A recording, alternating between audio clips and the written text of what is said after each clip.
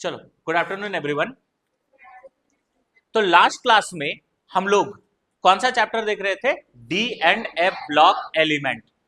जब हम ये चैप्टर स्टार्ट किए थे तो आप लोग को बताए थे कि ये इनऑर्गेनिक केमिस्ट्री का पार्ट है, और आपको पता है इनऑर्गेनिक और जेई मेंस का रिश्ता कैसा है। अगर इनऑर्गेनिक केमिस्ट्री हमारा अच्छा रहा तो ये पक्का है कि केमिस्ट्री में अच्छा खासा मार्क्स स्कोर हो जाएगा, क्योंकि इनऑर्गेनिक केमिस्ट्री से डायरेक्टली सवाल पूछे जाते हैं, बहुत ज्यादा न्यूमेरिकल कैलकुलेशन का जरूरत नहीं पड़ता है। बात क्लियर है? ठीक है। अगर हम बात करें तो लास्ट क्लास में डी एंड एफ ब्लॉक में हम लोग कुछ कुछ जनरल इंट्रोडक्शन के बारे में बात किए थे। तो आज की क्लास में आगे बढ़ने से पहले हम लोग थोड़ा सा रिकैप लेते हैं जो लास्ट क्लास में पढ़े थे, फिर हम लोग आज के क्लास में आगे बढ़ जाएंगे। बात समझ आया? ठीक है। तो लास्ट क्लास में आप लोग को हम बताए थे कि डी ब्लॉक एलिमेंट को एक नाम से बुलाया जाता है। Can anyone tell me d block element को हम लोग किस नाम से बुलाते हैं? बहुत अच्छे, डी ब्लॉक एलिमेंट को हम लोग ट्रांजिशन एलिमेंट के नाम से बुलाते हैं। ठीक है। इसके बाद हम ये भी बताए थे कि पहले तो ट्रांजिशन एलिमेंट इस आधार पे नाम रखा गया था कि एस और पी के बीच में डी ब्लॉक पड़ता है, यानी एस से पी ट्रांजिट होने के लिए हम लोग डी ब्लॉक का सहारा लेते थे, इसीलिए ट्रांजिशन एलिमेंट कहते थे। बट आगे चल करके ये डेफिनेशन को बदला गया और एक साइंटिफिक डेफिनेशन लाया गया, और वहां पे क्या बोला गया था कि वैसे डी ब्लॉक एलिमेंट जिनका नॉर्मल स्टेट में या कॉमन ऑक्सीडेशन स्टेट में डी ऑर्बिटल इनकम्प्लीटली फिल्ड होते हैं, उन्हीं को हम लोग क्या कहते हैं? ट्रांजिशन एलिमेंट कहते हैं। ठीक है। अब ये भी हम आपको बताए थे बाबू, ऐसा नहीं है कि सारा डी ब्लॉक एलिमेंट को ट्रांजिशन एलिमेंट कहा जाता है। कुछ डी ब्लॉक एलिमेंट को ट्रांजिशन एलिमेंट नहीं कहते हैं, और उसमें से 3 एग्जांपल था, और वो एग्जांपल क्या क्या था? Zinc, cadmium and mercury.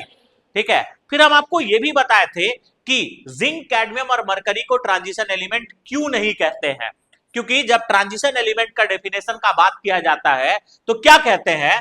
वैसे डी ब्लॉक एलिमेंट जिनका नॉर्मल स्टेट में या कॉमन ऑक्सीडेशन स्टेट में डी ऑर्बिटल इनकम्प्लीटली फिल्ड हो, उसी को क्या कहते हैं?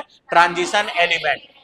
बट जिंक, कैडमियम और मरकरी का अगर हम बात करें ना, ZnCd और Hg का, तो ये 3 डी ब्लॉक एलिमेंट ऐसे हैं जिसका नॉर्मल स्टेट या कॉमन ऑक्सीडेशन स्टेट में डी ऑर्बिटल कंप्लीटली फिल्ड होता है, इनकम्प्लीटली फिल्ड नहीं होता है। इसी वजह से इसको हम लोग ट्रांजिशन एलिमेंट के कैटेगरी में नहीं रखते हैं। ठीक है। इसके बाद हम लोग बात किए थे जनरल इलेक्ट्रॉनिक कॉन्फ़िगरेशन के बारे में। याद है, अगर हम डी ब्लॉक एलिमेंट का जनरल इलेक्ट्रॉनिक कॉन्फ़िगरेशन का बात करें तो जनरल इलेक्ट्रॉनिक कॉन्फ़िगरेशन यही था ना, n-1d 1 से लेकर के कहां तक होता है? 10, और ns 1 से लेकर के कहां तक? 2 तक। जब ये जनरल इलेक्ट्रॉनिक कॉन्फ़िगरेशन हम आप लोग को बताए थे तो यहां पे एक एक्सेप्शन बताए थे कि एक एलिमेंट में ये जनरल इलेक्ट्रॉनिक कॉन्फ़िगरेशन सेटिस्फाई नहीं करता है, और वो एलिमेंट कौन सा था? पीडी। वही था ना, उसके एस में एक भी इलेक्ट्रॉन नहीं होता है, वो ns0 कॉन्फ़िगरेशन शो करता है। अब याद रखना, ये सवाल आपसे जेई में पूछा जा सकता है क्योंकि ये एनसीईआरटी का लाइन है। ठीक है। अब देखो हम क्या किए हैं ना, तुम लोग का जिंदगी को आसान बनाने के लिए जो जो इंपॉर्टेंट एनसीईआरटी का लाइन है उसको भी कट करके स्लाइड में डाले हुए हैं, और एनसीईआरटी भी हम लोग एक साथ करते जाएंगे, ताकि आपको बस एक ही काम रहेगा, जो भी आपको क्लास में नोट्स बताया गया है उस नोट्स को आराम से करना। ठीक है। और उससे क्वेश्चन को प्रैक्टिस करना, जिससे आप लोगों का जेई में स्कोर अच्छा खासा हो सकता है। बोलो, बात समझे ना? ठीक है। तो ये था जनरल इलेक्ट्रॉनिक कॉन्फ़िगरेशन। इसके बाद हम ये भी बताए थे जो नॉर्मली डी ब्लॉक एलिमेंट होता है ना, वो कौन सा ग्रुप से शुरू होता है? याद करो, थर्ड ग्रुप से। कौन सा ग्रुप से शुरू होता है? थर्ड ग्रुप से। और कौन सा ग्रुप तक जाता है बच्चे? 12th ग्रुप तक जाता है। और अगर हम पीरियड का बात करें तो कौन सा पीरियड? 4th period. ठीक है। और अंत कहां पे होता है बताओ? 7th period. अच्छा, हम एक और बात तुम लोग को बताए थे, जो तुम्हारा 4th पीरियड का एलिमेंट है उसको 3D सीरीज कहते थे, याद है ना? और इसका लॉजिक क्या था? क्योंकि 4th पीरियड में जितने भी एलिमेंट थे स्कैंडियम से जिंक तक, उनका जो लास्ट इलेक्ट्रॉन है वो 3D सबसेल में एंटर करता था, इसी वजह से हम लोग ऐसा करते थे। फिर हम आप लोग को इलेक्ट्रॉनिक कॉन्फ़िगरेशन भी लिखना सिखाए थे, हाँ या ना? ठीक है। उसमें हम लोग आयन का भी इलेक्ट्रॉनिक कॉन्फ़िगरेशन लिखना सीखे थे, कुछ क्वेश्चंस आप लोग प्रैक्टिस किए थे। ठीक है। तो लास्ट क्लास में जो बात हम लोग पढ़े थे ना, उससे रिलेटेड कुछ कुछ पीवाईक्यू हम आप लोग के लिए लेकर के आए हैं। वो सारा पीवाईक्यू को पहले हम लोग डिस्कस करते हैं, फिर लास्ट क्लास में जो हम लोगों ने पढ़ा था उसका एनसीईआरटी लाइन को डिस्कस करेंगे, फिर हम लोग आज की क्लास में आगे बढ़ेंगे। बात समझे? ठीक है, तो रेडी हो ना क्वेश्चन सॉल्व करने के लिए? देखो, वही पुराना तरीका, हम लोग क्वेश्चन देखेंगे और क्वेश्चन को सॉल्व करने के लिए 1 या 2 मिनट का समय आप लोग के पास में रहेगा, क्योंकि वही टाइम पीरियड में तुम लोग को जेई में भी क्वेश्चन को सॉल्व करना होता है, तो हम अपना प्रैक्टिस भी उसी तरह से रखेंगे। बात समझे? ठीक है, तो चलिए, सबसे पहला सवाल हम लोगों को यहाँ पे क्या दिख रहा है? देखो, क्वेश्चन को हम पढ़ते हैं और आराम से समझते हैं। क्वेश्चन बोल रहा है the electronic configuration of PT atomic number 78। हम लास्ट क्लास में नोट्स में भी ये कराए थे। ठीक है, पीटी का इलेक्ट्रॉनिक कॉन्फ़िगरेशन क्या होता है? बात समझे? ठीक है, अब बताओ पीटी जो है वो कौन से पीरियड पे आता था? याद करो, पीटी कौन से पीरियड पे आता था? सिक्स पीरियड पे आता था ना जी। ठीक है, याद है ना? 6 पीरियड पे आता था तुम्हारा, वो लैंथेनम वाला सीरीज पे ही आता था ना पीटी। ठीक है, अगर हम बात करें तो 6 पीरियड पे आएगा तो सबसे पहले नोबल गैस का बात करो। नोबल गैस 5वां पीरियड वाला होना चाहिए। अब 5वां पीरियड वाला नोबल गैस कौन होगा? Helium, neon, argon, krypton, xenon. मतलब पहला बात ये समझ में आ गया कि जेनॉन होना चाहिए। क्या सब में जेनॉन है? नहीं है ना, एक में जेनॉन नहीं है, एक में क्रिप्टन है, तो पहले इसको हम लोग यहां से गेम से करेंगे बाहर, हट जाएगा। ठीक है, अगर ये 6th पीरियड का है तो एस में जो नंबर होना चाहिए वो 6 होना चाहिए, हाँ या ना? तो 6s देखो कहां कहां पे है। ठीक है, यहां पे 2 जगह दिख रहा है, एक ए और एक डी। ठीक है, तो ये तो यहां से हट गया, हाँ या ना? अब आगे सुनिए। ठीक है, इसके बाद अगर हम बात करें तो याद है पीटी में एस में 2 इलेक्ट्रॉन नहीं होता है। एस में कितना इलेक्ट्रॉन होता है? 1। अब देखो यहाँ पे कितना इलेक्ट्रॉन है? 1। यहाँ पे कितना है? खत्म। मेरा आंसर कौन सा हो जाएगा? ए। अब बहुत सारे बच्चे के मन में सवाल ये आ रहा होगा कि सर आप हमको इलेक्ट्रॉनिक कॉन्फ़िगरेशन जरूर बताए थे, बट आपके नोट्स में पीटी का कॉन्फ़िगरेशन ये लिखा हुआ है Xe6s1 5d9, बट ये एफ कहां से आया सर? ठीक है, तो जब हम आप लोग को बताए थे डी ब्लॉक एलिमेंट के बारे में, तो हम बताए थे कि 6th पीरियड में लैंथेनम के बाद 14 एलिमेंट कहां एंटर करता है? ए ब्लॉक में। उसके बाद तुम्हारा, ठीक है, फिर से डी ब्लॉक शुरू होता है, तो लैंथेनम के बाद ना तुम्हारा पीटी आता है जी। तो लैंथेनम के बाद पहले 14 एलिमेंट एंटर किया एफ ब्लॉक में, वहां पे इलेक्ट्रॉन तो ऑलरेडी एफ सबसेल में एंटर कर चुका होगा ना, इसीलिए यहां पे क्या आ रहा है तुम्हारा? 4f। बात क्लियर है ना? तो कंफ्यूज होने वाले वैसे भी बात नहीं है। बात क्लियर है? ठीक है, तो ये था तुम्हारा पहला क्वेश्चन का आंसर। देखिए, हम लोग क्वेश्चन को कैसे अप्रोच करते गए। ठीक है, अगर मान लो एफ वाला में भी तुम लोग को दिक्कत होता ना, तो जितना तुमको कॉन्सेप्ट पता है उस कॉन्सेप्ट से तुम आराम से आंसर तक पहुंच पा रहे थे या नहीं पा रहे थे? ठीक है, कैसे? देखो, यहां पे साफ पता चला सर 6s नहीं है, मतलब ये कॉन्फ़िगरेशन गलत हो गया। यहां पे अगर हम बात करें तो यहां पे फिर यहां पे भी 6s नहीं है, तो ये कॉन्फ़िगरेशन भी क्या हो गया? गलत हो गया। यहां क्रिप्टन था तो क्रिप्टन तो ऐसे भी नहीं होगा, तो 2 को हम आउट कर दिए। अब हमको ये बात पता था कि पीटी के 6s में कितना इलेक्ट्रॉन होता है? 1, जबकि यहां पे कितना दे दिया था? 2। हो ही नहीं सकता, एक ही ऑप्शन बचेगा। मेरा आंसर कौन सा हो जाएगा? ए हो जाएगा। बोलिए, कोई टफ क्वेश्चन था? अब देखो, ये 2022 में ही पूछा गया सवाल है, तो बाबू कोई तुम लोगों को एलियन आकर के क्वेश्चन सेट नहीं करता है जेईई मेंस में। ठीक है, क्वेश्चन जो सेट होता है वो एनसीईआरटी से ही होता है, और अगर आप पेशेंसली केवल एनसीईआरटी ढंग से पढ़ोगे ना, तो आप एक सिंगल क्वेश्चन नहीं छोड़ने वाले हो। बात समझे? ठीक है, तो पहला क्वेश्चन तो पूरा हम ही बता दिए। सेकंड क्वेश्चन आप लोग के लिए है, इसको देखना। यहां पे क्या बोल रहा है, ध्यान से देखो क्वेश्चन को, तो हम पढ़ करके बताते हैं और तुम लोग तब तक आंसर सोचना। ठीक है, बोला है the number of d electron in Fe2 plus Z is equal to 26 is not equal to the number of electron in which of the following. Question क्या बोल रहा है समझो, डी में जितना इलेक्ट्रॉन है Fe2 प्लस में, उतना ही इलेक्ट्रॉन ये जो 4 ऑप्शन है किसमें मैच नहीं कर रहा है। ये मल्टीपल चॉइस टाइप का क्वेश्चन है। ठीक है, अब तुम एक एक करके सॉल्व करते जाओ, आराम से आंसर आ जाएगा। यहां पे बोला है पहले तुम देख लो Fe2 प्लस का कॉन्फ़िगरेशन लिख लो, और यहां पे चेक करो कि डी में कितना इलेक्ट्रॉन है।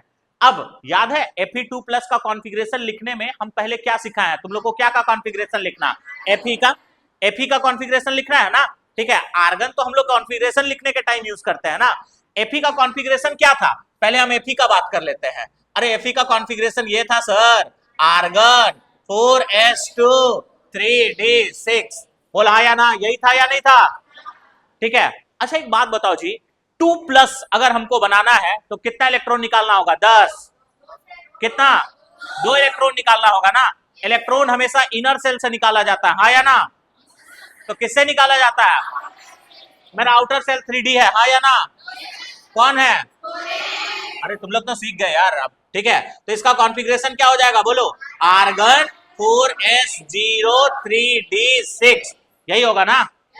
मतलब डी में कितना इलेक्ट्रॉन है, तो यहां पे हमको देखना है कि जो ऑप्शन दिया है, ठीक है, उसमें कितना इलेक्ट्रॉन होना चाहिए, 6 इलेक्ट्रॉन, मतलब डी के बराबर इलेक्ट्रॉन होना चाहिए। और जिसमें नहीं होगा ना वही मेरा आंसर होगा, क्योंकि बोला है the number of d electron in Fe2+ is not equal to the number of electron in which one of the following. Not equal to बात किया है, इक्वल टू बात नहीं किया है। अगर हम बात करें p इलेक्ट्रॉन इन Cl, ठीक है, तो Cl का इलेक्ट्रॉनिक कॉन्फ़िगरेशन क्या होगा, Cl का एटॉमिक नंबर 17 है, मतलब कितना इलेक्ट्रॉन भरना होगा जी, 17। सबसे पहले इलेक्ट्रॉन भरते हैं 1s में, बोल हाँ या ना, कितना इलेक्ट्रॉन भरेंगे, 2, 2s में कितना, 2, 3p में कितना, 6, 3s में फिर तुम्हारा 3p हो, सॉरी उल्टा बोल दिया ना, यहाँ पे 2p में कितना हो जाएगा, 6, 3s में कितना, 2, फिर 3p, और यहाँ पे क्या हो जाएगा, 5, 3p क्या हो जाएगा, 5। अब देखो बोला है p इलेक्ट्रॉन, ठीक है, p इलेक्ट्रॉन इन Cl, तो बता तो Cl का जो लास्ट वाला p इलेक्ट्रॉन है, क्या उसमें नंबर ऑफ इलेक्ट्रॉन d के बराबर है, क्या नहीं है, सही है कि गलत है, ठीक है, मतलब इसमें नंबर ऑफ इलेक्ट्रॉन इक्वल नहीं है, मतलब एक आंसर तो मेरा ये हो सकता है, ठीक है। अब आगे d इलेक्ट्रॉन इन Fe, अब Fe का कॉन्फ़िगरेशन तो अभी हम लोग लिखे थे, बोलो आर्गन 4s2 3d6। अब देखो इसके D में कितना इलेक्ट्रॉन है, यहाँ पे भी D में कितना इलेक्ट्रॉन था, बराबर हुआ कि नहीं हुआ, तो नॉट इक्वल टू वाला पूछा था ना जी, मतलब ये भी मेरा आंसर नहीं होगा, मतलब यहां तो बराबर हो गया ना, जिसमें बराबर नहीं होगा वो मेरा आंसर होगा। अगर हम बात करें p electron in neon, neon का कॉन्फ़िगरेशन क्या होता है सर, 1s2 2s2 2p6, देखो कितना इलेक्ट्रॉन है, 6, यहाँ पे भी कितना इलेक्ट्रॉन है, 6, बराबर है या नहीं है, ये भी मेरा आंसर नहीं होगा। सर यहाँ पे बोला क्या, s इलेक्ट्रॉन इन Mg, ठीक है भाई, इसको तुम कॉन्फ़िगरेशन भी मत लिखो, डायरेक्टली ये भी आंसर हो जाएगा, क्योंकि s इलेक्ट्रॉन इन क्या बोल रहा है बताओ, Mg, ठीक है। तो तुम बताओ ना, अगर हम मैग्नीशियम का बात करें तो वहां s इलेक्ट्रॉन का बात हो रहा है, s सबसेल में हार्डली तुम कितना इलेक्ट्रॉन रख सकते हो, ठीक है। अब यहाँ D में कितना इलेक्ट्रॉन है, 6, किसी भी एंगल से बराबर हो सकता है जी, नहीं, मतलब इसका आंसर A भी होगा और क्या होगा, D भी होगा, ठीक है, क्योंकि ये दो ऑप्शन है जहां पे नंबर ऑफ इलेक्ट्रॉन जो है, जो मेंशन्ड इलेक्ट्रॉन है, वो D के इलेक्ट्रॉन के इक्वल नहीं है, ठीक है। बोलो कोई दिक्कत है इस क्वेश्चन में, चलो ये था मेरा सेकंड क्वेश्चन। AIPMT ना नीट का एक एग्जाम होता था, उसमें ये पूछा गया सवाल था, अच्छा क्वेश्चन है। आगे अगर हम नेक्स्ट बात करें तो देखो नेक्स्ट सवाल मेरे पास में क्या है, देखो इसको तुम लोग ट्राई करो, पहले 1 मिनट का समय है, जल्दी ट्राई कर लो, चलो उम्मीद है तुम लोग बना लिए होगे क्वेश्चन को, क्या ठीक है। क्वेश्चन क्या बोला है, which of the following ion has configuration argon 3d6, ठीक है, कौन सा आयन का कॉन्फ़िगरेशन आर्गन 3d6 है, ठीक। अब तुम सबका कॉन्फ़िगरेशन लिखते जाओ। निकल Na+3 का कॉन्फ़िगरेशन क्या होगा, Na+3 यानी आर्गन, इलेक्ट्रॉन निकल जाएगा 4s से, तो 4s क्या हो जाएगा 0, तो आयरन कोबाल्ट निकल, निकल 28 पे आता है, यानी डी में 8 इलेक्ट्रॉन होगा, 2 इलेक्ट्रॉन तो एस से निकाले, एक और इलेक्ट्रॉन निकलोगे तो 3d क्या हो जाएगा 7, 6 नहीं होगा, 3d क्या होगा 7 होगा, सही है कि गलत है। Mn3+, Mn3+ का कॉन्फ़िगरेशन क्या हो जाएगा सर, आर्गन 4s0 3d4, यही होगा ना, ठीक है, s से 2 इलेक्ट्रॉन और एक d से निकलेगा, ये भी सही है कि गलत है, गलत है, ये भी मेरा आंसर नहीं होगा। Fe3+ का कॉन्फ़िगरेशन आर्गन 4s0 3d क्या लिखोगे 5, क्योंकि Fe का कॉन्फ़िगरेशन होता है 4s2 3d6, 3 इलेक्ट्रॉन निकालना है, 2 यहां से निकलेगा और एक यहां से निकलेगा, इस पे अगर तुम कॉन्फ़िगरेशन का बात करोगे, कोबाल्ट 27 है, आर्गन 4s0 3d6, यही होगा ना, ठीक है। अब देखो डी में कितना इलेक्ट्रॉन है यहाँ पे, यही पूछा था कि नहीं पूछा था, किसका कॉन्फ़िगरेशन आर्गन 3d6 है। अरे 4s0 से कंफ्यूज नहीं होना जी, ऐसे भी इसमें एक भी इलेक्ट्रॉन है क्या, नहीं है, तो 3d6 कॉन्फ़िगरेशन एक ही में दिख रहा है। मेरा आंसर कौन सा हो जाएगा सर, डी नंबर। बोलो कोई दिक्कत है इसमें, चलो ये भी तुम्हारा नीट में एक पूछा गया सवाल था। आगे अगर हम बात करें नेक्स्ट, यहां पे क्वेश्चन क्या बोला है, among the following series of transition metal ion, ठीक है, विच one of the metal ion have 3d2 electronic configuration. मतलब यहां पे तुमको कुछ मेटल का आयन दिया गया है, किस मेटल आयन के ऑप्शन में, मतलब कौन सा ऑप्शन में सारा आयन का कॉन्फ़िगरेशन 3d2 आना चाहिए, क्या आना चाहिए, 3d2। एकदम जल्दी से इसको पहले सॉल्व करिए, सबको ये आंसर लाना चाहिए आप लोग। हो गया बच्चों, चलो ठीक है, देखना अब एकदम सिंपल सा सवाल था या नहीं था। पहला ऑप्शन को चेक करते हैं, सर Ti+3 का कॉन्फ़िगरेशन क्या हो जाएगा, स्कैंडियम फिर टाइटेनियम होता है, हाँ या ना, ठीक है, तो 4s2 3d2 होगा, 3 इलेक्ट्रॉन निकालना है, तो 3 इलेक्ट्रॉन निकालोगे तो 4s0 3d क्या हो जाएगा 1, यही होगा ना। जबकि देखो क्वेश्चन में क्या बोल रहा है, ठीक है, 3d क्या होना चाहिए 2, पहले ही ऑप्शन में हमको दिख गया कि ये 3d1 हो गया, मतलब ये आंसर नहीं हो सकता है। हो सकता है क्या, क्योंकि d2 लाना है ना जी। सेकंड में देखते हैं Ti प्लस इसका कॉन्फ़िगरेशन हो जाएगा 4s1 3d2, देखो 3d2 यहां पे दिख रहा है, ठीक है। नेक्स्ट अगर हम बात करें V+4, अगर हम V+4 का कॉन्फ़िगरेशन का बात करें तो स्कैंडियम टाइटेनियम वेनेडियम, ठीक है, तो यहां पे इसका हो जाएगा 4s0, ठीक है। फिर तुम्हारा क्या हो जाएगा, टोटल कितना इलेक्ट्रॉन निकालना है 4, तो अगर 4 इलेक्ट्रॉन निकालना है तो 2 तो यहां से निकल गया ना, फिर तुम्हारा एक निकल जाएगा कहां, सॉरी 2 निकल जाएगा 3d से, तो 3d क्या हो जाएगा 1। ये भी हो सकता है क्या, नहीं हो सकता, गलत, खत्म, आगे बढ़ो, ठीक है। Ti+4, अरे एक बात बताओ, +3 का अगर 3d1 होता है तो +4 का तो 3d क्या हो जाएगा 0, अरे होगा या नहीं होगा, तो यहाँ पे 3d 0 हो जाएगा, मतलब ये भी मेरा आंसर नहीं होगा, बस एक ही गया है ना, ठीक है। आंसर कौन सा होने वाला है, डी। अच्छा चेक कर लेते हैं तसल्ली के लिए कि सबका 3d2 आ रहा है कि नहीं आ रहा है, मेरा बात पे तुम लोग भरोसा मत किया करो, ठीक है। कॉन्फ़िगरेशन इसका क्या हो जाएगा बोलो, 4s0 3d2, यही होगा ना। चलो आगे अगर हम बात करें V+3 का, तो V+3 का कॉन्फ़िगरेशन क्या हो जाएगा बताओ, 4s0 3d2, यही होगा ना, 3+ का भी। अगर हम क्रोमियम +4 का बात करें तो 4s1 होता है, इस बात को ध्यान में रखना, तो यहाँ पे एक इलेक्ट्रॉन निकलेगा और बाकी 3 निकलेगा तुम्हारा ये से, तो ये भी 3d2 होगा कि नहीं होगा, Mn+5, ठीक है, तो 2 निकल जाएगा S से, तो 4s0 और 3 निकलेगा तो 3d2 हो जाएगा। तो देखो यहाँ पे अगर हम बात करें, ठीक है, तो यहाँ पे सभी का जो कॉन्फ़िगरेशन है वो क्या आ रहा है बताओ 3d2, मतलब मेरा आंसर कौन सा हो जाएगा सर, डी ऑप्शन, तो ये हो जाएगा। बोलो कोई दिक्कत है इसमें, चलो आगे सुनो अब नेक्स्ट क्वेश्चन क्या है, दी ट्रांजिशन एलिमेंट, ठीक है, हैव जनरल इलेक्ट्रॉनिक कॉन्फ़िगरेशन, ये तो नोट्स का सवाल है यार, ठीक है, तुम लोग बता सकते हो क्या होगा इसका जनरल इलेक्ट्रॉनिक कॉन्फ़िगरेशन, बता तो कौन सा हो जाएगा, सेकंड हो जाएगा ना, ठीक है। n-1 d 1 से लेकर के कहां तक 10 तक, और ns 1 से लेकर के कहां तक 2 तक, तो आंसर नंबर क्या हो जाएगा, सी हो जाएगा। चलो आगे हम बढ़ते हैं नेक्स्ट, सॉरी आंसर नंबर, अच्छा यहां पे हम उल्टा पुल्टा कर दिए क्या, ठीक है कोई नहीं, यही वाला ऑप्शन होगा, तुम लोग मान लेना, ठीक है, सी ऑप्शन होगा। चलो आगे बढ़ते हैं आप, नेक्स्ट बोला है विच one of the following has more number of, ठीक है, which of the following ion has more unpaired D electron, तो यहां पे तुमको अनपेयर्ड डी इलेक्ट्रॉन देखना है, बात क्लियर है, ठीक है। देखो अगर हम बात करें ना तो इसका हम एक शॉर्टकट ट्रिक बताते हैं, देखो अनपेयर्ड डी इलेक्ट्रॉन निकालने का सिंपल सा तरीका क्या है, देखना, पहले तुम कॉन्फ़िगरेशन लिखना, और D1 से लेकर के 5 तक अगर कॉन्फ़िगरेशन आ रहा है, कहने का मतलब D1 D2 D3 D4 और D5, ठीक है। अगर मान लो D1 से लेकर के कहां तक आ रहा है 5 तक, तो जो नंबर ऑफ अनपेयर्ड इलेक्ट्रॉन होगा ना, जो आपका नंबर ऑफ अनपेयर्ड इलेक्ट्रॉन, वो number of unpaired electron number of electron in D subshell के इक्वल होगा। नंबर ऑफ इलेक्ट्रॉन इन क्या, डी सबसेल। बहुत अच्छे, ठीक है। और अगर D6 से लेकर के 10 तक आ रहा है, तब तुम नंबर ऑफ अनपेयर्ड इलेक्ट्रॉन निकालने के लिए 10 में माइनस कर देना number of d electron. Number of क्या, डी इलेक्ट्रॉन।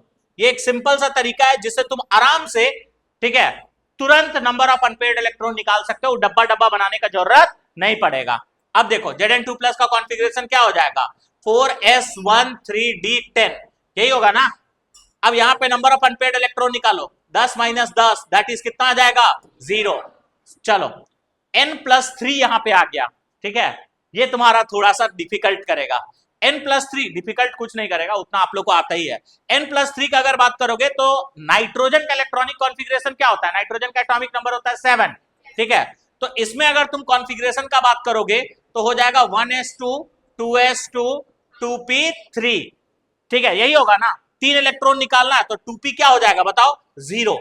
अब देखो s, ये तुम्हारा इलेक्ट्रॉन यहां पे है, s में कितना इलेक्ट्रॉन है, 2, ठीक है। तो ये तुम्हारा पेयर्ड कंडीशन में ही होगा, तो यहां पे भी नंबर ऑफ अनपेयर्ड इलेक्ट्रॉन क्या हो जाएगा, 0।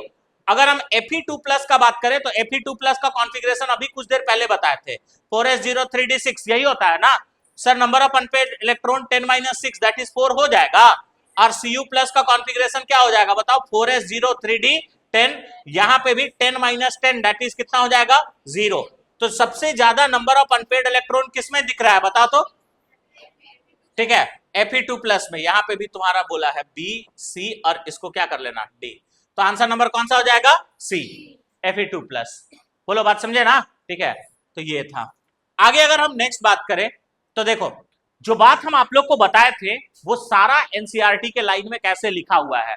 इससे तुम ये भी सीखते जाना कि इनऑर्गेनिक केमिस्ट्री में एनसीईआरटी को तुमको कैसे पढ़ना है। याद करो, तुम लोग को जो जो बात हम बोले थे वही सारा बात यहाँ पे लिखा हुआ दिखाई देगा, देखना ध्यान से। अगर हम यहाँ पे बात करें तो क्या लिखा है, the D block occupies the large middle section, ठीक है, of periodic table flanked between S and P block. इस लाइन को हम कैसे बताए थे कि जो डी ब्लॉक है वो एस और पी ब्लॉक एलिमेंट के बीच में आता है। इसी बात को यहाँ पे लिखा हुआ है, बात समझे, ठीक है। आगे अगर बात करें, in the periodic table the d orbitals of the penultimate energy level of atom receive the electron giving rise to 4 rows, ठीक है।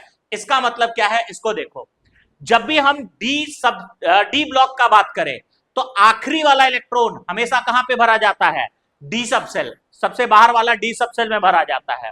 इसी को हम लिखे थे कि इलेक्ट्रॉन जो है वो सक्सेसिवली डी सबसेल में भरा जाता है, यही बोले हुए थे ना, ठीक है। आगे अगर देखोगे तो यहां पे ये 4 रो देता है, ठीक है। दैट इज देखो कौन कौन सा, 3D 4D 5D और क्या है 6D, ठीक है। ऑल दीज, ठीक है, सीरीज ऑफ एलिमेंट, ठीक है, all the series of transition element are sold in table 4.1, जिसको हम आप लोग को बताए भी थे, स्कैंडियम टाइटेनियम ये करके।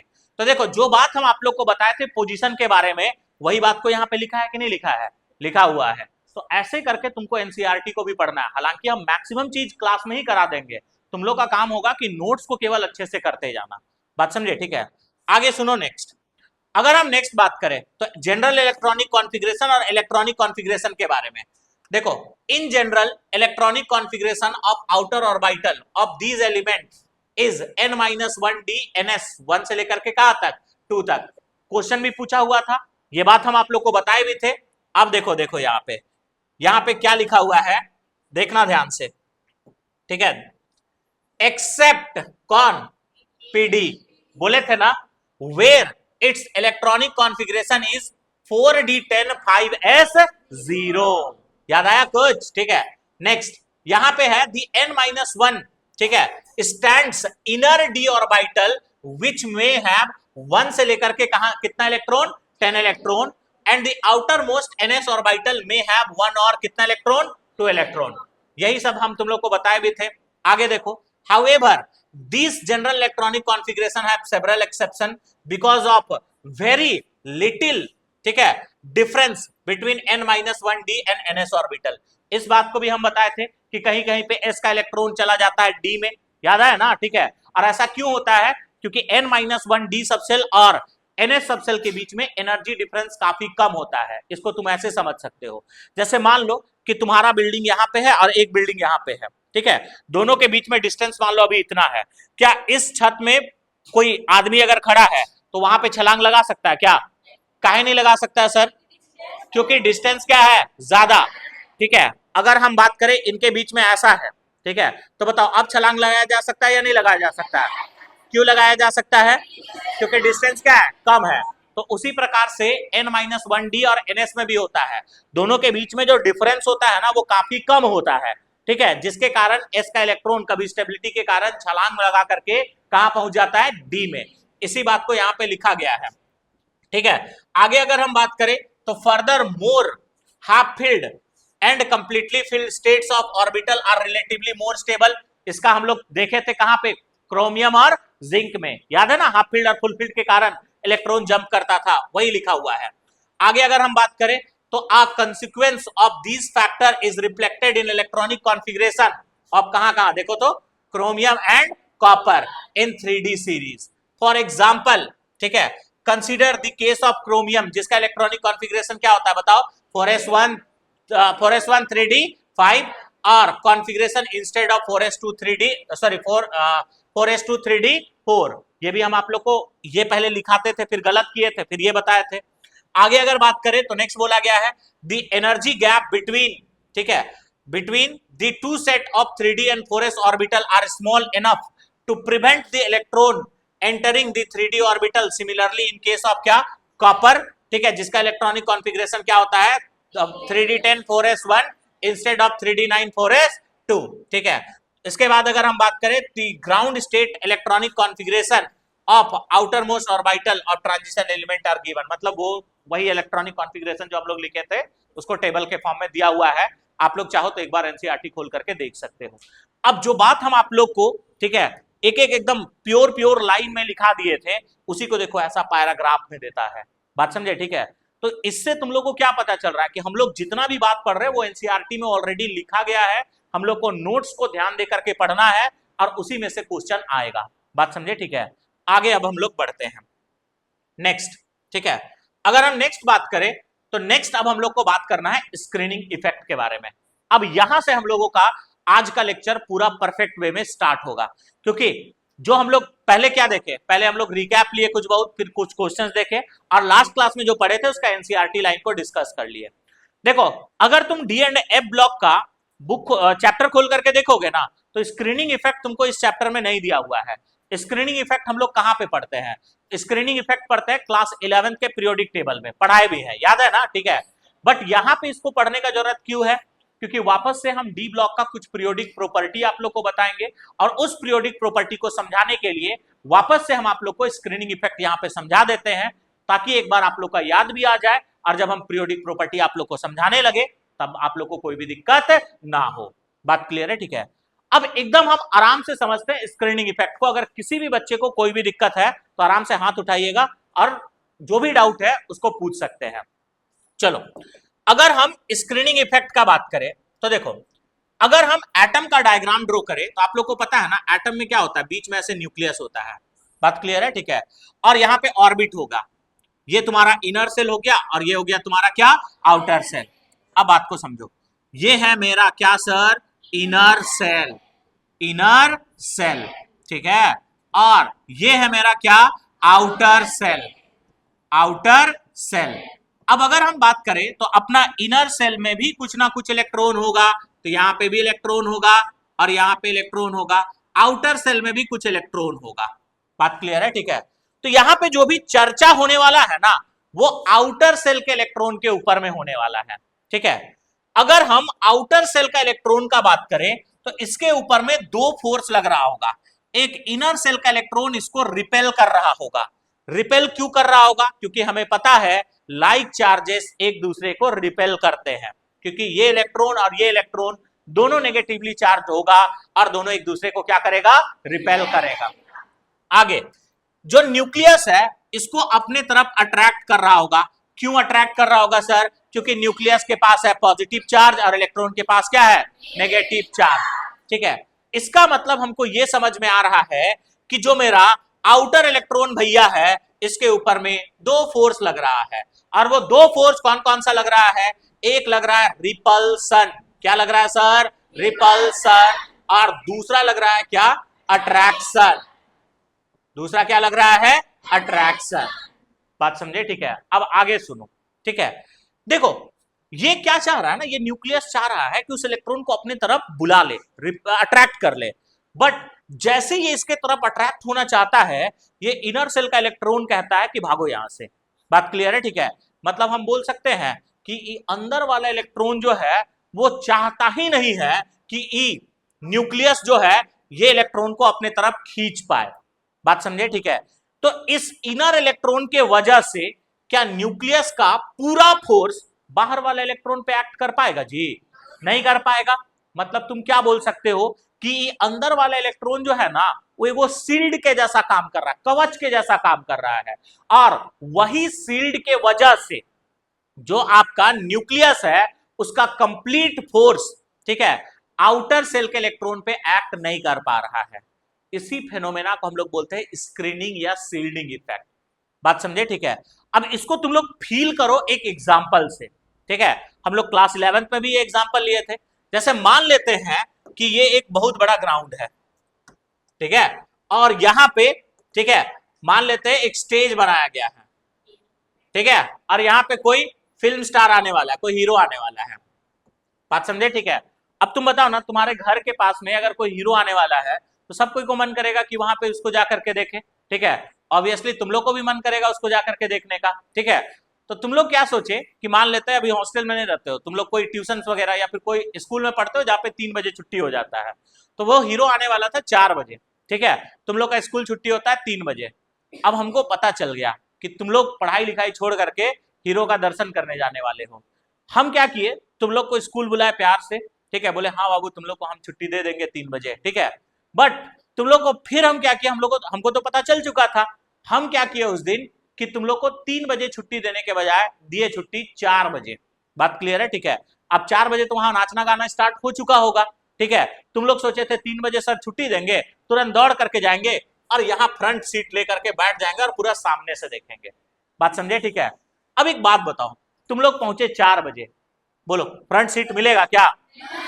नहीं मिलेगा। ठीक है, भले मन मन में तुम लोग बोलते जाओगे कि पता नहीं सर तो और दिन छुट्टी दे देते थे, ठीक है, पूरा हमको कोसते जाओगे कि एक दिन छुट्टी दे देते तो क्या हो जाता, पर हम तो ठहरे तुम लोग का पढ़ाई के लिए। ठीक है, तो तुम लोग को हम लेट से छुट्टी दी है। अब यहाँ पे पूरा भीड़ हो चुका होगा एकदम इस तरह से, अब तुम पहुंचे हो यहाँ पे, ठीक है, ये मंजू है हम लोग का, ठीक है, तो ये पहुंचे हैं। बात क्लियर है? ठीक है, अब देखो, सोचो इस मंजू के ऊपर में कितना तरह का फोर्स लग रहा होगा। ठीक है, सोचो, पहला, ये हीरो नहीं सोचा, इसको मन नहीं कर रहा होगा कि ये हीरो के नजदीक चले जाए, एकदम कर रहा होगा। और बाबू जब ये इसके नजदीक जाना चाहेगी, ठीक है, ये भीड़ क्या कहेगा, तुम्हारे लिए ही हम 1 घंटा से वेट कर रहे हैं, इसको मार पीट करके भगाएगा कि नहीं भगाएगा? सेम काम इलेक्ट्रॉन के साथ होता है। अब तुम इसको रिलेट करो, ई है तुम्हारा न्यूक्लियस, ई है इनर इलेक्ट्रॉन और ये है आउटर इलेक्ट्रॉन। ठीक है, जो आउटर इलेक्ट्रॉन है ना उसको न्यूक्लियस अपने तरफ खींच रहा है, बट इनर इलेक्ट्रॉन उसको लात मार के फिर से वापस पीछे भेज दे रहा है। तो हम क्या बोल सकते हैं, इस शील्ड के जैसा काम कर रहा है कि नहीं कर रहा है? कर रहा है। इसी फेनोमेना को हम लोग कहते हैं स्क्रीनिंग इफेक्ट। इसी को हम लोग क्या कहते हैं? Screening effect. देखो स्क्रीनिंग इफेक्ट से डायरेक्ट सवाल नहीं पूछा जाता, बट हाँ बिना स्क्रीनिंग इफेक्ट के आप कोई भी पीरियोडिक प्रॉपर्टी को नहीं एक्सप्लेन कर पाओगे। तो अगर आपको पीरियोडिक प्रॉपर्टी को एक्सप्लेन करना है तो इसके लिए स्क्रीनिंग इफेक्ट को समझना जरूरी था। ठीक है, तो स्क्रीनिंग इफेक्ट को आपको माइंड में क्या याद रखना, सिंपल सा बात ये याद रखना है कि जो अंदर वाला इलेक्ट्रॉन है ना वो बाहर वाला इलेक्ट्रॉन को, ठीक है, न्यूक्लियस के चार्ज से सील्ड करता है। न्यूक्लियस के चार्ज से क्या करता है? सील्ड करता है। इसी फेनोमेना को हम लोग स्क्रीनिंग या सील्डिंग इफेक्ट कहते हैं। दूसरा सवाल, एक बात बताओ, क्या मंजू यहां पे खड़ा है तो हीरो को ये एक भी नहीं देख पा रही होगी? थोड़ा बहुत तो देख पा रही होगी, ठीक है, बट जितना अच्छे से दिखना चाहिए उतना अच्छे से तो नहीं दिख पा रहा होगा। ठीक है, इसका मतलब तुम क्या कह सकते हो कि ये भीड़ होने के बावजूद भी थोड़ा बहुत अट्रैक्शन फोर्स तो लग ही रहा होगा। उसी तरह से यहां पे भी भले यहां पे ये इलेक्ट्रॉन इसको रिपेल कर रहा है, बट न्यूक्लियस उसको थोड़ा बहुत तो अपने तरफ अट्रैक्ट कर रहा होगा ना। तो सील्डिंग के बाद जो भी थोड़ा बहुत फोर्स लगता है उसको बोलते हैं इफेक्टिव न्यूक्लियर चार्ज। दूसरा सबसे ज्यादा यूज होगा ये। इफेक्टिव न्यूक्लियर चार्ज को जेड इफेक्टिव से रिप्रेजेंट करते हैं। और इफेक्टिव न्यूक्लियर चार्ज किसे कहा जाता है? तो अंदर वाला सेल का जो इलेक्ट्रॉन है, ठीक है, अंदर वाला, सॉरी हम क्या बोल सकते हैं, इनर वाले सेल के जो इलेक्ट्रॉन है उसका स्क्रीनिंग के बाद बाहर वाले इलेक्ट्रॉन पे कितना फोर्स लग रहा है उसी को बोलते हैं क्या? Effective nuclear charge. ठीक है, तो दो बात यहां पे याद रखना। जैसे इफेक्टिव न्यूक्लियर चार्ज बोलेगा ना, तुरंत तुम्हारे दिमाग में स्ट्राइक करना चाहिए, बात होने वाला है आउटर सेल का इलेक्ट्रॉन का। ठीक है, और ये एक प्रकार का फोर्स है जो स्क्रीनिंग होने के बाद लगता है। तो स्क्रीनिंग होने के बाद जो भी फोर्स लगता है उसी को हम लोग किस नाम से बुलाते हैं बच्चे? Effective nuclear charge.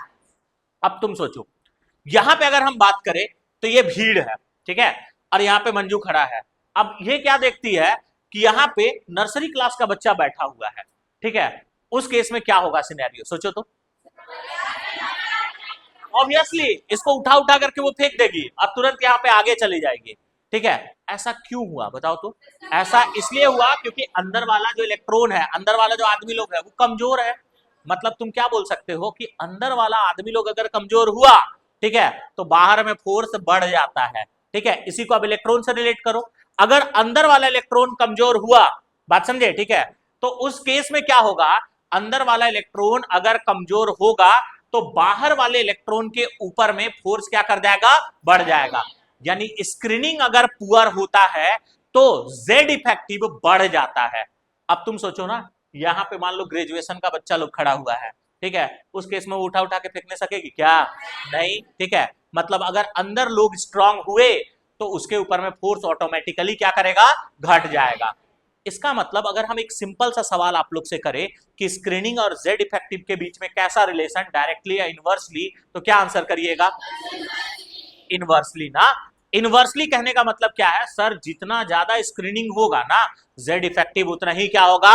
कम होगा। और जितना कम स्क्रीनिंग होगा उतना ज्यादा क्या होगा तुम्हारा? जेड इफेक्टिव होगा। बात क्लियर है? ठीक है, तो जो भी बात हम आपको समझाए वही बात आगे का स्लाइड में लिखा गया है। थोड़ा सा हम लोग का टाइम बच जाता है इसी वजह से। देखो, स्क्रीनिंग इफेक्ट के बारे में जो बात हम समझाए, अब इसको एक बार हम लोग रीडिंग करते हैं। अगर मैं स्क्रीनिंग इफेक्ट का बात करूं तो स्क्रीनिंग इफेक्ट में क्या लिखा गया है? देखो, in an atom the electron present in outer cell experience two type of force। यही बोले थे ना जी? ठीक है, एक क्या था? अट्रैक्शन बाय न्यूक्लियस, और दूसरा क्या था? Repulsion by inner electron. ठीक है, अब देखो, due to repulsion, due to क्या? रिपल्सन। क्या हो रहा है? ठीक है, due to repulsion by inner electron complete charge of nucleus does not act on outer electron. Nucleus के ऊपर में, न्यूक्लियस का कंप्लीट चार्ज आउटर इलेक्ट्रॉन पे एक्ट नहीं करता है। ठीक है, इन दिस वे, ठीक है, the outer electron is shielded by inner electron from the charge of क्या? न्यूक्लियस। ठीक है, अब the tendency of inner electron to protect the outer electron from the charge of क्या? न्यूक्लियस, ठीक है, is called shielding और screening effect. ठीक है, तो इतना भारी भरकम लाइन तुमको याद नहीं रखना है, बस तुमको याद रखना है अंदर वाला इलेक्ट्रॉन बाहर वाला इलेक्ट्रॉन को न्यूक्लियस के चार्ज से सील्ड करता है। इसी को क्या कहते हैं? स्क्रीनिंग इफेक्ट या सील्डिंग इफेक्ट। बात समझे? ठीक है, आगे सुनो नेक्स्ट। अगर हम नेक्स्ट बात करें तो नेक्स्ट क्या है? इफेक्टिव न्यूक्लियर चार्ज, जिसको हम लोग जेड इफेक्टिव कहते हैं, जेड इफेक्टिव से रिप्रेजेंट करते हैं। इसके बारे में भी बताए थे, स्क्रीनिंग होने के बाद जो फोर्स लगेगा उसी को इफेक्टिव न्यूक्लियर चार्ज कहते हैं। अब यहां पे अगर हम बात करें तो क्या लिखा गया है? The net charge acting on outer electron after considering shielding by inner electron, ठीक है, is called effective nuclear charge. इसी को हम लोग क्या कहते हैं सर? Effective nuclear charge. फिर when shielding is poor, effective nuclear charge on valence electron increases. जब सील्डिंग कमजोर होगा तो जेड इफेक्टिव क्या कर जाएगा? बढ़ जाएगा। और व्हेन सील्डिंग इज इफेक्टिव, ठीक है, effective nuclear charge on valence electron क्या? डिक्रीजेस। मतलब हम सिंपल सा बात ये बोल सकते हैं सर कि स्क्रीनिंग इफेक्ट जो होता है वो इनवर्सली प्रोपोर्शनल टू क्या होता है? Z effective. जेड इफेक्टिव बढ़ेगा तो स्क्रीनिंग इफेक्ट क्या होगा? कम होगा। अब नेक्स्ट सवाल ये है ना कि सर मंजू वाला एग्जाम्पल में तो समझ में आ गया कि नर्सरी क्लास का बच्चा था और बड़ा बच्चा था, इसीलिए अब हमको पता कैसे चलेगा इलेक्ट्रॉन के केस में कि कौन इलेक्ट्रॉन पुअर स्क्रीनिंग लगाता है और कौन इलेक्ट्रॉन इफेक्टिव स्क्रीनिंग लगाता है। बात समझे? ठीक है, तो अगर हम बात करें तो इलेक्ट्रॉन का जो स्क्रीनिंग पावर होता है ना, वो इस बात पे डिपेंड करता है वो कि वो कौन सा सबसेल में है, मतलब उसके घर के ऊपर में डिपेंड करता है। सबसेल मतलब इलेक्ट्रॉन का घर है। ठीक है, तो हम क्या बोल सकते हैं, देखो यही बात लिखा गया है कि screening power of electron depends upon the fact, ठीक है, that in which subshell the electron is present, वो कौन से सबसेल में इलेक्ट्रॉन प्रेजेंट है इस बात पे डिपेंड करता है। ठीक है, और सबसेल का जो स्क्रीनिंग पावर होता है, ये बात तो पता चल गया, इलेक्ट्रॉन का स्क्रीनिंग पावर डिपेंड करता है सबसेल के ऊपर में। तो सर सबसेल का स्क्रीनिंग पावर किस पे डिपेंड करेगा? सबसेल का स्क्रीनिंग पावर डिपेंड करता है, ठीक है, वो न्यूक्लियस से कितने दूरी पे है। बात क्लियर है? ठीक है, तो हम क्या बोल सकते हैं, screening power of subshell, screening power of subshell, power of क्या? सबसेल, ठीक है, डिपेंड्स अपॉन, ठीक है, the distance from the nucleus, the distance from the nucleus, from the क्या? न्यूक्लियस। ठीक है, इसका मतलब सिंपल सा ये है कि डिस्टेंस पे स्क्रीनिंग पावर डिपेंड कर रहा है। और कैसे डिपेंड करता है? ठीक है, अगर हम बात करें तो जो स्क्रीनिंग पावर होता है ना, जो आपका क्या होता है, स्क्रीनिंग पावर, ये इनवर्सली प्रोपोर्शनल टू डिस्टेंस होता है। इनवर्सली प्रोपोर्शनल टू क्या होता है बच्चे? डिस्टेंस। यानी सर अगर डिस्टेंस ज्यादा होगा ना तो स्क्रीनिंग पावर क्या होगा? कम होगा, घटेगा। अगर हम ऑर्डर ऑफ डिस्टेंस का बात करें, ऑर्डर ऑफ क्या? डिस्टेंस, तो सर ऑर्डर ऑफ डिस्टेंस क्या होता है? सबसे कम दूरी पे होता है S, उसके बाद होता है P, उसके बाद होता है D, उसके बाद होता है F। यानी सबसे नजदीक कौन है? S, सबसे दूर पे कौन है? F। तो सर अगर हमको ऑर्डर ऑफ डिस्टेंस पता है तो क्या ऑर्डर ऑफ स्क्रीनिंग पावर हम लोग नहीं बोल सकते हैं? चलो बोल सकते हैं।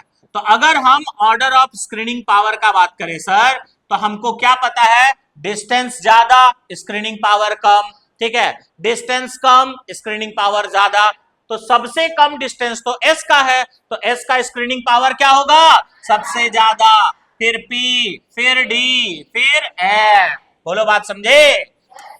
चलो सर अगर हम S और P के केस में बात करें ना, तो S और P जो होता है, ठीक है, ये इफेक्टिव स्क्रीनिंग लगाता है। इफेक्टिव का मतलब पावरफुल, इफेक्टिव का मतलब क्या? पावरफुल। ये इफेक्टिव स्क्रीनिंग लगाता है। क्या लगाता है बताओ? Effective screening. बहुत अच्छे, ठीक है।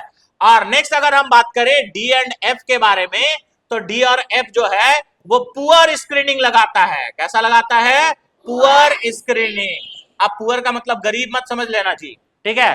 पुअर का मतलब क्या होता है? कमजोर। बात क्लियर है ना? ठीक है, अब इसका मतलब क्या समझ में आ गया कि अंदरवा वाला इलेक्ट्रॉन अगर एफ सबसेल में है तो बाहर वाला इलेक्ट्रॉन के ऊपर में जेड इफेक्टिव बढ़ेगा कि घटेगा? बढ़ेगा, क्योंकि पुअर स्क्रीनिंग लगाएगा ना। और अंदर इलेक्ट्रॉन अगर एस में है तो बाहर वाले इलेक्ट्रॉन पे जेड इफेक्टिव बढ़ेगा कि घटेगा? घटेगा, क्योंकि एस इलेक्ट्रॉन इफेक्टिव स्क्रीनिंग लगाता है। ये बताने के बाद एक छोटू सा सवाल तुम लोग के लिए है, पहले इसको करोगे ट्राई, उसके बाद हम लोग आगे बढ़ेंगे। ये मेरा है न्यूक्लियस वा, ये इनर इलेक्ट्रॉन, ये आउटर इलेक्ट्रॉन, ये फिर से nucleus, inner electron, outer electron, ठीक है। ये है मेरा F और ये है मेरा S, ये है मेरा आउटर इलेक्ट्रॉन, ठीक है।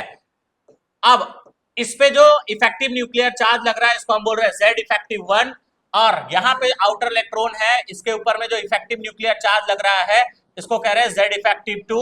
मेरा सिंपल सा सवाल है, कौन Z इफेक्टिव ज्यादा होगा, 1 या 2? जल्दी सा बताइए।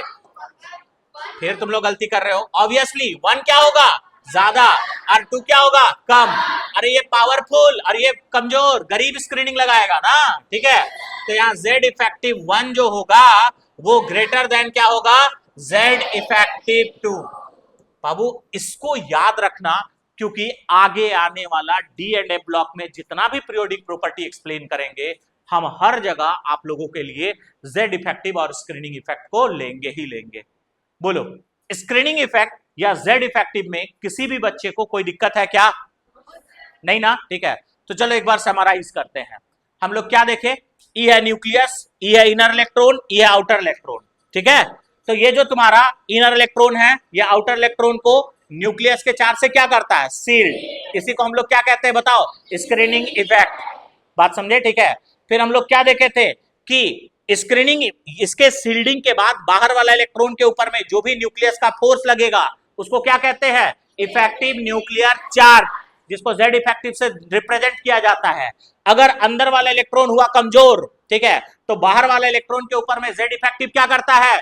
बढ़ जाता है। और अंदर वाला इलेक्ट्रॉन हुआ ताकतवर, इफेक्टिव स्क्रीनिंग लगाएगा, तो जेड इफेक्टिव बाहर वाले इलेक्ट्रॉन पे क्या हो जाता है? कम हो जाता है, यानी घट जाता है। बात समझे, ठीक है। इसका मतलब क्या है? जेड इफेक्टिव और स्क्रीनिंग के बीच डायरेक्टली प्रोपोर्शनल कि इनवर्सली प्रोपोर्शनल? इनवर्सली प्रोपोर्शनल, ठीक है। आगे अगर हम नेक्स्ट बात करें तो इलेक्ट्रॉन का स्क्रीनिंग पावर किस पे डिपेंड करता है? सबसेल पे। और सबसेल का स्क्रीनिंग पावर किस पे डिपेंड करता है? डिस्टेंस पे। बात समझे ना, ठीक है। नेक्स्ट अगर हम बात करें डिस्टेंस का, अगर बात किया जाए तो सबसे नजदीक कौन होता है बताओ? एस, फिर पी, फिर डी, फिर एफ। तो अगर हम स्क्रीनिंग पावर का ऑर्डर का बात करें तो सबसे ज्यादा स्क्रीनिंग पावर किसका होगा? एस का, फिर पी का, फिर डी का, फिर एफ का। क्योंकि डिस्टेंस जिसका अधिक, ठीक है, उसका स्क्रीनिंग पावर कम, जिसका डिस्टेंस कम उसका स्क्रीनिंग पावर ज्यादा। बोलो बात समझे या नहीं समझे? चलो बहुत अच्छे। अब हम लोग आगे बात करते हैं और नेक्स्ट चर्चा करते हैं general trends of D block element. देखो डी ब्लॉक एलिमेंट का जो ट्रेंड है ना, इसके लिए हम एक ही बात बोलना चाहते हैं, ठीक है। ये कभी भी नॉर्मल ट्रेंड को फॉलो नहीं करता है, ठीक है। जैसे नॉर्मल ट्रेंड क्या कहता है? लेफ्ट टू राइट चलने से एटॉमिक रेडियस क्या करता है? घटता है। टॉप से बॉटम जाने पे बढ़ता है। तो ये सब कोई नॉर्मल ट्रेंड को नहीं मानता है। हालांकि अगर तुम डी ब्लॉक का बात करोगे ना, तो ये सपना दिखाने वाला ब्लॉक है। पहले तुमको दिखाएगा कि वो जनरल ट्रेंड को फॉलो कर रहा है, और जैसे तुम यकीन करोगे कि ये तो भैया अपना आदमी है, जनरल ट्रेंड को फॉलो कर रहा है, वैसे तुरंत ही अपना ट्रेंड को चेंज कर देगा। तो ये बात याद रखना, डी ब्लॉक का जितना भी फिजिकल प्रॉपर्टी है उसमें वेरिएशंस है, ये कभी भी जनरल ट्रेंड को फॉलो नहीं करता है, ठीक है। और इसमें जो सबसे पहला हम लोग ट्रेंड डिस्कस करेंगे वो है वेरिएशन ऑफ एटॉमिक रेडियस। वो क्या देखेंगे sir? Variation of atomic radius. अब ऐसा है ना कि अगर हम बात करें तो सारा, ठीक है, सीरीज का एटॉमिक रेडियस का वेरिएशन तुमको देखने का जरूरत नहीं है।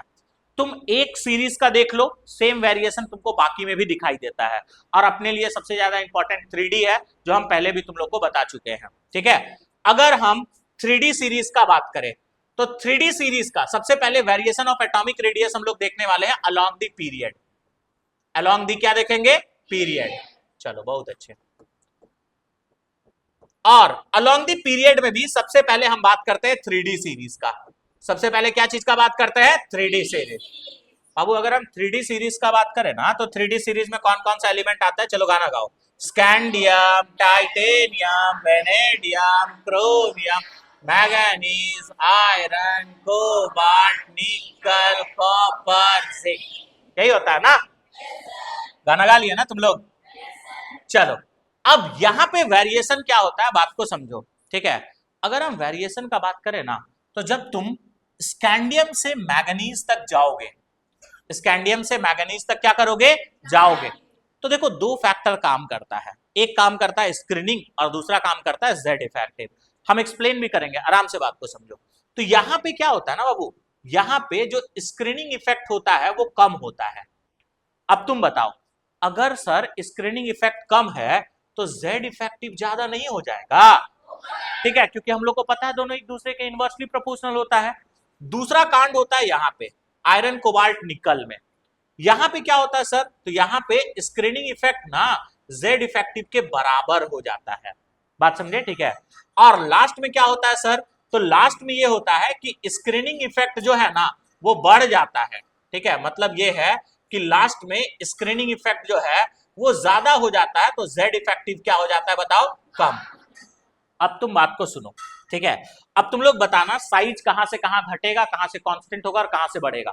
सुनो, अगर हम इसी क्लास का एग्जांपल ले, ठीक है, शुरुआत में स्क्रीनिंग कम है, तो जो लास्ट में बच्चे बैठे हैं हम न्यूक्लियस है मान लो, ठीक है। तो जो लास्ट में बच्चे बैठे हैं उनके ऊपर में जो फोर्स लगेगा उसी को इफेक्टिव कह रहे हैं। तो स्कैंडियम से मैग्नीज तक स्क्रीनिंग कम है, तो जो लास्ट इलेक्ट्रॉन है उसमें जेड इफेक्टिव ज्यादा होगा कि कम होगा? तुम सोचो, हम पूरा ताकत लगा करके उसको खींच रहे हैं अपने तरफ, तो बताओ उनके और मेरे बीच में डिस्टेंस कम होगा या ज्यादा होगा? अरे भाई खींच रहे हैं तो मेरे और उनके बीच में डिस्टेंस क्या होगा? कम होगा। तो बताओ डिस्टेंस कम होगा तो साइज घटेगा कि बढ़ेगा? ऑब्वियसली साइज क्या करेगा? घटेगा।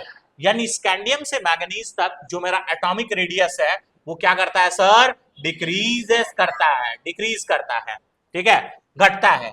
अब देखो, अब जितना स्क्रीनिंग इफेक्ट और जेड इफेक्टिव बराबर हो गया, इसका मतलब क्या? जितना अट्रैक्शन उतना रिपल्सन, यानी जितना हम उसको अपने पास लेकर के आ रहे हो उतना इलेक्ट्रॉन उसको रिपेल कर दे रहा है। तो बता, तो नेट में कोई चेंज हो पाएगा क्या जी? नहीं, ठीक है। यहां पे क्या होगा कि हम क्या कर रहे हैं, एक स्टेप चल रहे हैं फिर वापस से एक स्टेप पीछे आ जा रहे हैं, एक स्टेप चल रहे हैं वापस से एक स्टेप क्या आ जा रहे हैं? पीछे, ठीक है। तो बताओ, तो मेरे में डिस्टेंस में कोई नेट चेंज आ रहा है क्या? नहीं। तो अट्रैक्शन रिपल्सन बराबर हो जाएगा यहाँ पे। तो बताओ साइज क्या हो जाएगा यहाँ पे? कांस्टेंट। साइज क्या हो जाएगा? कांस्टेंट। अब देखो, स्क्रीनिंग इफेक्ट बढ़ गया, जेड इफेक्टिव कम। स्क्रीनिंग इफेक्ट बढ़ना मतलब रिपल्सन अब बढ़ गया। रिपल्सन बढ़ गया तो बताओ वो मेरे से दूर जाएंगे या मेरे करीब आएंगे? साइज बढ़ेगा कि घटेगा? साइज बढ़ेगा, मतलब जो साइज है वो वापस से क्या कर जाएगा? इंक्रीज कर जाएगा, ठीक है। इसका मतलब हमको क्या पता चला? दिखाया ना सपना तुम लोग को पहले। देखो, पहले नॉर्मल ट्रेंड को फॉलो किया, जैसे हम लोग यकीन किए कि नॉर्मल ट्रेंड को फॉलो कर रहा है तुरंत वो पलट गया, ठीक है। और जैसे कांस्टेंट के ऊपर में भरोसा किए वो वापस से इंक्रीज कर दिया। तो इसीलिए डी ब्लॉक के ऊपर में भरोसा नहीं करना है, तुम लोग को मेरे ऊपर भरोसा करना है। बात समझे ना? ठीक है, जो हम बता रहे हैं उसको मान करके चलना। अब देखो, अगर हम बात करें यहां पे तो हम क्या बोल रहे हैं कि पहले एटॉमिक रेडियस क्या करेगा सर? डिक्रीज। फिर क्या हो जाएगा सर? कांस्टेंट। फिर क्या करेगा सर? इंक्रीज, ठीक है। और ऐसा क्यों होता है इसका तो हम पूरा रीजन तुम लोग को बताएं, ठीक है। क्योंकि दो फेनोमेना काम कर रहा है, एक स्क्रीनिंग इफेक्ट और दूसरा क्या? Z effective. तुम ना इसको ध्यान से देख भी सकते हो कि जैसे जैसे तुम स्कैंडियम से जिंक तक जाओगे ना वैसे वैसे जेड इफेक्टिव बढ़ना शुरू करता है। देखो, अगर तुम कॉन्फ़िगरेशन का बात करोगे तो स्कैंडियम का कॉन्फ़िगरेशन यही था ना, याद करो, 4s2 3d1। अरे यही ना था? ये है न्यूक्लियस। अब तुम ध्यान से देखना, जो इनर इलेक्ट्रॉन होगा वो 3d होगा या 4s होगा? इनर, इनर ऑब्वियसली 3d होगा ना सर, ठीक है, क्योंकि ये थर्ड सेल है और ये क्या है तुम्हारा? 4s। अब यहाँ कितना इलेक्ट्रॉन है बता तो? एक। और यहाँ पे ऑलरेडी फिक्स है 2 इलेक्ट्रॉन। अब तुम बताओ ना जी, यहाँ धीरे धीरे करके नंबर ऑफ इलेक्ट्रॉन बढ़ेगा कि नहीं बढ़ेगा? अब सिचुएशन क्या है देखो, स्कैंडियम में जेड इफेक्टिव ज्यादा, स्क्रीनिंग कम। बात क्लियर है? ठीक है। अब सोचो, एक इलेक्ट्रॉन बढ़ेगा तो स्क्रीनिंग थोड़ा सा तो बढ़ेगा ना। अगर ये थोड़ा सा बढ़ेगा तो ये थोड़ा सा क्या करेगा? घटेगा। फिर ये थोड़ा सा बढ़ेगा तो ये थोड़ा सा घटेगा। फिर ये थोड़ा सा बढ़ेगा तो ये थोड़ा सा घटेगा।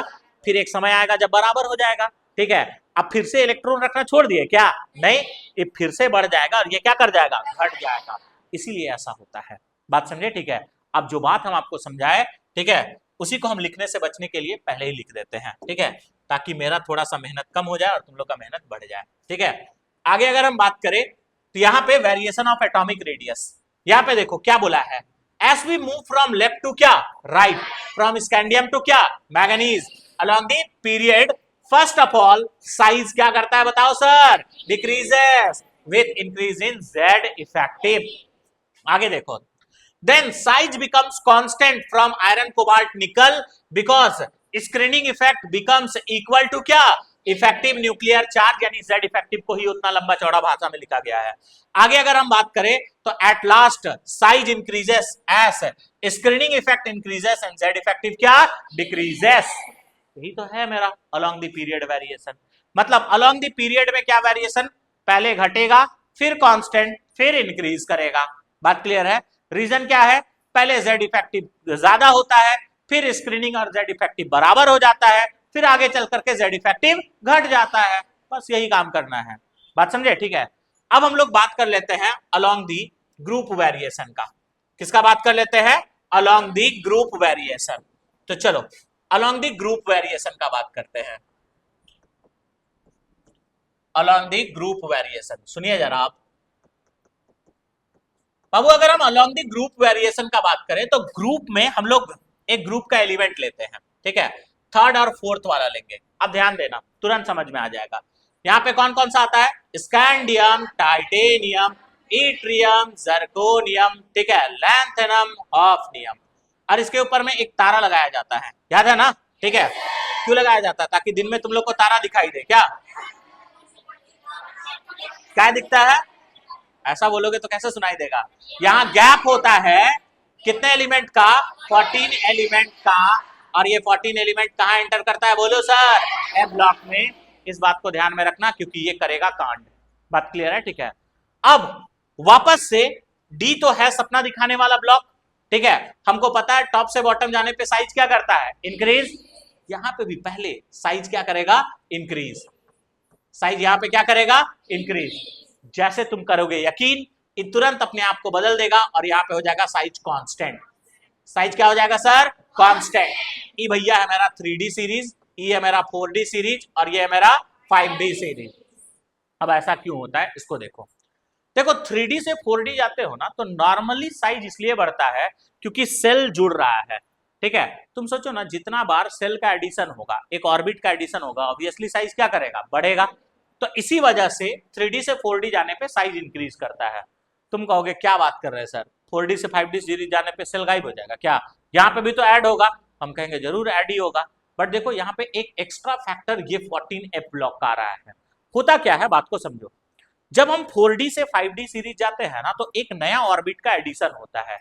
वो चाहता है कि साइज बढ़ जाए, वो चाहता है साइज क्या कर जाए, बढ़ जाए। बात क्लियर है ना। मगर लैंथेनम के बाद में 14 एलिमेंट जो है वो एफ ब्लॉक में एंटर करता है। 14 एलिमेंट कहां एंटर करता है, एफ ब्लॉक में, ठीक है। और इलेक्ट्रॉन एंटर करता है एफ सबसेल में। बात क्लियर है, ठीक है। अब सोचो सिचुएशन कैसा हो जाएगा हॉफनियम का कॉन्फ़िगरेशन का। ये रहा तुम्हारा न्यूक्लियस, ये रहा मेरा 4F, ये रहा मेरा 5D, ठीक है, और यह रहा मेरा 6S। अब यहाँ पे 14 इलेक्ट्रॉन आएगा, ठीक है। और यहां जब 14 इलेक्ट्रॉन ऐड होगा ना तो न्यूक्लियस में आएगा 14 प्रोटॉन। यानी यही प्रोटॉन, ये जो प्रोटॉन है, ठीक है, इस प्रोटॉन से ये जो तुम्हारा 6S में 2 इलेक्ट्रॉन है ना, ठीक है, तो इस 2 इलेक्ट्रॉन को ये प्रोटॉन अपने तरफ क्या करना चाहेगा, खींचना चाहेगा। और इसको खींचने से बचाने के लिए हम किसको लाए हैं, 14 को F इलेक्ट्रॉन को। और हमको पता है कि F इलेक्ट्रॉन जो है वो कमजोर है। यहाँ पे सीन क्या हो गया, सुनो जरा, ठीक है। अब क्या हुआ ना कि तुम लोग अपने आप को बचाना चाह रहे हो, बात क्लियर है। और बचाना के लिए तुम लोग क्या किए, 14 को 6 क्लास का बच्चा को अपने आगे में सील्ड बना करके रखे हो, ठीक है। और उधर से पीटने के लिए आया है तुम्हारा कौन, 10 क्लास का 14 को बच्चा, ठीक है। बताओ मार खाओगे कि नहीं खाओगे, ठीक है। क्यों खाओगे, क्योंकि जो बचाने वाला है वो हो गया है कमजोर और जो पीटने वाला है वो हो गया है स्ट्रांग। यही होता है, जो बचने के लिए एस यहाँ पे जो 14 इलेक्ट्रॉन को रखा है ना वो हो जाता है कमजोर, और यहाँ पे खींचने वाला जो है प्रोटॉन वो हो जाता है स्ट्रांग। यानी ये अच्छे से सील्ड नहीं कर पाता है तो इसको ये अपने तरफ तेजी से क्या करेगा, खींचेगा। अब दो वो फेनोमेना काम किया, क्या क्या काम किया, एक सेल ऐड हो रहा है जो साइज को क्या कर दे रहा है, बढ़ा दे रहा है, बढ़ा रहा है ना, ठीक है। और 14F ब्लॉक एलिमेंट एंटर करने के वजह से पुअर स्क्रीनिंग लग रहा है, जिसके कारण Z इफेक्टिव घटा और साइज भी क्या कर जा रहा है, घट जा रहा है। तो दो फेनोमेना काम कर रहा है, ठीक है। Z इफेक्टिव बढ़ा और साइज घट जाता है, तो दो फेनोमेना काम किया। एक फेनोमेना सेल का एडिशन साइज को बढ़ाना चाह रहा है, दूसरा Z इफेक्टिव जो है वो बढ़ने के कारण साइज वापस से क्या कर रहा है, घट रहा है। इसी वजह से साइज ना ही घटता है ना ही बढ़ता है, साइज हो जाता है कांस्टेंट। अच्छा, साइज कांस्टेंट काहे हो रहा है, ये जो 14F ब्लॉक एलिमेंट आया है इसी के वजह से। अगर ये 14F ब्लॉक एलिमेंट नहीं होता तो ये पुअर स्क्रीनिंग वाला केस नहीं होता और आराम से साइज बढ़ता, ठीक है। अब ये 14F ब्लॉक एलिमेंट के वजह से ही ये सारा कांड हुआ है। इसी वजह से इस फेनोमेना को नाम दिया जाता है लैंथेनॉइड कॉन्ट्रैक्शन। क्या कहते हैं, लैंथेनॉइड कॉन्ट्रैक्शन। तो अगर लैंथेनॉइड कॉन्ट्रैक्शन पूछा जाए तो हम क्या कहेंगे, जब हम 4D से 5D सीरीज आते हैं तो एक नया सेल का एडिशन होता है, वो साइज को बढ़ाता है, ठीक है। लैंथेनम के बाद में 14 एलिमेंट F ब्लॉक में एंटर करता है और इलेक्ट्रॉन F सबसेल में एंटर करता है, ठीक है, जिसके कारण इनर आउटर इलेक्ट्रॉन के ऊपर में जेड इफेक्टिव बढ़ जाता है और वो साइज को घटाना चाहता है। दो फेनोमेना काम किया, एक साइज को बढ़ाया, दूसरा वापस से क्या कर दिया, घटा दिया। साइज नहीं घटता है ना ही बढ़ता है, ये सारा कांड करता है लेंथेनॉइड एलिमेंट। इसी वजह से इसको हम लोग लेंथेनॉइड कॉन्ट्रैक्शन के नाम से बुलाते हैं। बात समझ आया? ठीक है। अब देखो, जब तुम यहां पे आओगे ना एसी और यहां पे आ जाओगे आरएफ, यहां पे भी स्टार लगता है जी, ठीक है, यहां पे भी होता है कॉन्ट्रैक्शन और इसको हम लोग बोलते हैं एक्टिनोइड। यहां पे जो एफ ब्लॉक आता है उसको क्या कहते हैं, एक्टिनोइड, और यहां पे जो कॉन्ट्रैक्शन होगा उसको कहेंगे एक्टिनोइड कॉन्ट्रैक्शन। क्या कहते हैं, एक्टिनोइड कॉन्ट्रैक्शन। कभी कभी सवाल पूछा जाता है लेंथेनॉइड और एक्टिनोइड कॉन्ट्रैक्शन में किसका वैल्यू ज्यादा होता है, तो याद रखिएगा एक्टिनोइड कॉन्ट्रैक्शन ज्यादा होता है as compare to lanthanoid contraction. बात समझ आया? ठीक है। जो बात हम आप लोग को समझाए वही बात देखो यहाँ पे लिखा हुआ होगा। क्या लिखा हुआ है, पढ़ो जरा। ठीक है, देखो क्या लिखा हुआ है यहाँ पे। अगर बात करें तो on moving from 4D to 5D series, addition of a new shell increases the क्या, साइज। एक सेल का एडिशन साइज को बढ़ाया। आगे देखो, but in 5D series after lanthanum a gap of 14 element which enters in कौन सा block sir, F block, ठीक है, एंड इलेक्ट्रॉन एंटर्स इन कौन सा subshell sir, F subshell, which provide किस तरह का स्क्रीनिंग सर, पुअर स्क्रीनिंग, ठीक है, due to Z effective on ns electron यानी बाहर वाला electron, increases due to which size क्या करता है, decreases. Now one factor tries to increase the size and other tries to क्या, decrease the size. Size neither increases nor क्या, decreases, ठीक है, साइज रिमेन्स कांस्टेंट। ठीक है, this phenomena is known as क्या, लेंथेनॉइड कॉन्ट्रैक्शन। बात clear है? ठीक है, और लेंथेनॉइड कॉन्ट्रैक्शन कौन सा सीरीज में दिखता है बताओ बच्चा, 5D सीरीज। नेक्स्ट अगर हम बात करें तो एक होता है एक्टिनोइड कॉन्ट्रैक्शन, ये कौन सा सीरीज में दिखता है बताओ, 6D सीरीज। और value of actinoid contraction is greater than lanthanoid contraction. ये भी बात आपको हम बताएं। एक बात यहां पे और आपको याद रखना है, ठीक है, एक बात यहां पे आपको और याद रखना है, और वो क्या याद रखना है देखो जरा। ठीक है, एक बात बताओ, ये जो लेंथेनॉइड एलिमेंट है, ठीक है, ये जो लेंथेनॉइड एलिमेंट है वो थर्ड ग्रुप के बाद शुरू हो रहा है कि फोर्थ ग्रुप के बाद, थर्ड ग्रुप के बाद शुरू हो रहा है या उससे पहले शुरू हो रहा है, थर्ड ग्रुप के बाद। तो थर्ड ग्रुप के में लेंथेनॉइड कॉन्ट्रैक्शन काम नहीं करता है। तो थर्ड ग्रुप में क्या काम करता है सर, यहां से यहां आओगे ना तो साइज करेगा क्या, इंक्रीज, ठीक है, और यहां से यहां आओगे तब भी साइज क्या करेगा, इंक्रीज। यानी थर्ड ग्रुप में नॉर्मल ट्रेंड फॉलो होता है, 4D से 5D आने पे भी इंक्रीज होता है, और सॉरी 3D से 4D आने पे भी क्या होता है, इंक्रीज होता है। ये बात याद रह जाएगा ना? ठीक है, आप लोग को बोर्ड में लेंथेनॉइड कॉन्ट्रैक्शन पूछा जाता है, इसलिए इसको ध्यान में रखना। बोलो कोई दिक्कत है? अब देखो वापस से थोड़ा नींद से जाग जाओ और हम लोग चलते हैं एनसीईआरटी रीडिंग के तरफ, क्योंकि हम पहले भी बोल चुके हैं कि हम लोग एनसीईआरटी को साथ साथ पढ़ते जाएंगे ताकि तुम लोग का जिंदगी थोड़ा सा आसान हो जाए। देखो अगर हम बात करें तो जो बात हम आपको समझाया उसी को एनसीईआरटी में लिखा हुआ है। देखो क्या लिखा है, in general ions of same charge in the given series, ठीक है, shows progressive decrease in radius with increasing atomic number। ठीक है, यहां पे आयंस बोल दिया, हम लोग एटम से समझे थे। ठीक है, तो हम लोग क्या देखे थे, अगर आयंस का बात होगा, एटम में तो हमको पता है ना, एटम में पहले साइज क्या करता है, डिक्रीज, ठीक है, फिर हो जाता है कांस्टेंट, फिर इंक्रीज। बट अगर आयंस में पूछे तो आयंस के लिए क्या लिखा है, in general ions of same charge in the given series, किसी भी सीरीज में जो सेम चार्ज का आयन है, ठीक है, वो प्रोग्रेसिवली अपना साइज को क्या कराता है, डिक्रीज। यानी अगर तुमसे पूछे Mn2+ और Fe2+ में किसका साइज ज्यादा होगा, तो लेफ्ट टू राइट जाने से साइज जो है वो क्या कर रहा है, डिक्रीज कर रहा है। ठीक है, यहाँ पे क्या बोल रहा है, डिक्रीज बोल रहा है ना, साइज क्या कर रहा है, डिक्रीज। मतलब Mn2+ का साइज ज्यादा होगा और Fe2+ का साइज क्या होगा, कम होगा। यही बात लिखा गया है। आगे अगर हम बात करें तो यहाँ पे लिखा गया है, this is because the new electron enters in कौन सा ऑर्बिटल, d ऑर्बिटल, ठीक है, each time the nuclear charge increases, ठीक है, by unity, यानी न्यूक्लियस का चार्ज एक यूनिट से बढ़ जाता है। ठीक है, in it may be recalled that this shielding of d electron is not that effective, ये भी बात हम आप लोग को बताए थे। hence the net charge of the net electrostatic attraction between the nuclear charge and the outermost electron increases and the ionic radius क्या करता है बताओ, decreases। ये ionic radius का था। Ionic radius left to right चलने से डिक्रीज करता है, ये बात बोला गया है। आगे, the same trend is observed in atomic radius of the given series, ठीक है। हाउएवर, अब यहां से पढ़ो, the variation within a series is quite small, ठीक है, quite small. An interesting point emerges when size of one series are compared with those of corresponding element in the other series, ठीक है। the curve, ठीक है, in the figure 4.3 shown and increasing from first 3D to second 3D series of element, ठीक है, but the radius of third यानी 5D का बात हो रहा है, virtually the same of the corresponding member of the second series. अब इसका मतलब क्या है, अभी हम तुम लोग को बताएंगे तो समझ में आ जाएगा। आगे देखो, this phenomena associated with the intervention of 4f orbital which must be filled before 5D series element began, ठीक है।